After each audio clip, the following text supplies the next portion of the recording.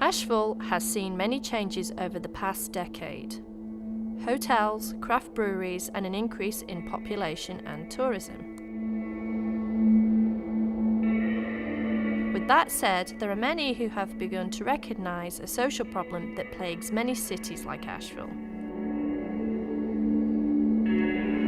With a population made of 89.5% white, 6.4% black, 0.5% Native American, and 1.3% Asian, how do we create a racially diverse workforce?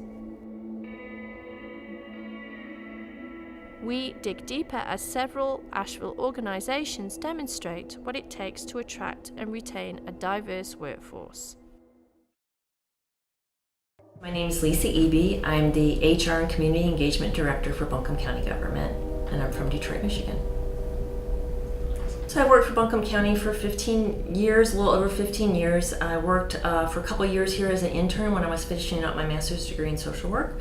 And the job I started out in was in Child Protective Services, and I did every aspect of that position.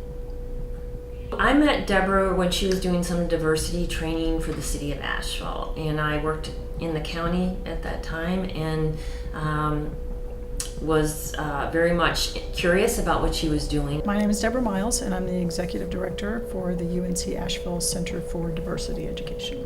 How did the WNC Diversity Engagement Coalition come together? So it happened over a series of events, as a lot of coalitions come together through a process. It doesn't just all of a sudden happen. And so I started conversations with her, and then we kind of banded together kind of as sisters as far as doing this work and having it, finding a way to make it meaningful in the community.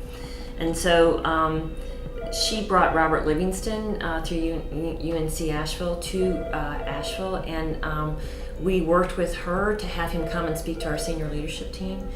And then from that, Deborah and I envisioned having a workforce and diversity conference, and we asked Dr. Livingston to be the keynote speaker for that. So that's really where we came together and started working together on a project. I think it was about 2013. Various organizations had been doing our own individual Stand Against Racism events, and we decided that we would come together and host a conference here at UNC Asheville. A number of us came together and planned the conference. It was a big success. My vision was to bring a group of HR professionals together, taking from the anchor institutions in our community, those institutions that are the bedrock of the community that don't go away, bring those HR professionals together and really explore how we could implement those best steps for creating a diverse and inclusive work environment. Out of that, we formed the WNC Diversity Engagement Coalition.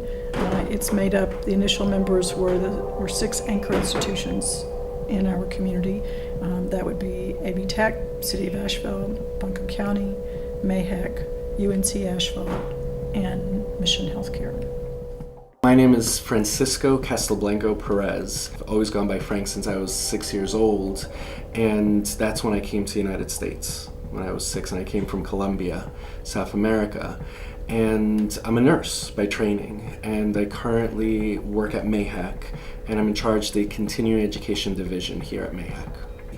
The DEC was started by Lisa Eby and Deborah Miles as a way of bringing together all these different community organizations. They were education, they were government, they were healthcare, to listen to a presenter named Dr. Robert Livingston, who came to give a presentation on diversity, but looking at it from a different perspective. He wanted us to examine it from a human resources perspective. How do you change the landscape of the people who work in your organizations and what they do and how they advance? And that group formed a little over 4 years ago with the intent of putting something into place that was different. And our coalition essentially is made up of the county, the city, AB Tech, UNCA, MAHEC, and Mission, with the premise of we have over 17,000 individuals that work in our organizations. And so how do you help them to advance And these are multicultural individuals that we're talking about. How do you help them to learn their landscape? How do you help them to develop professionally and to know how to act in those kinds of situations where they have the opportunities but may never have learned how to interview, for example, or what are their strengths? And so that was part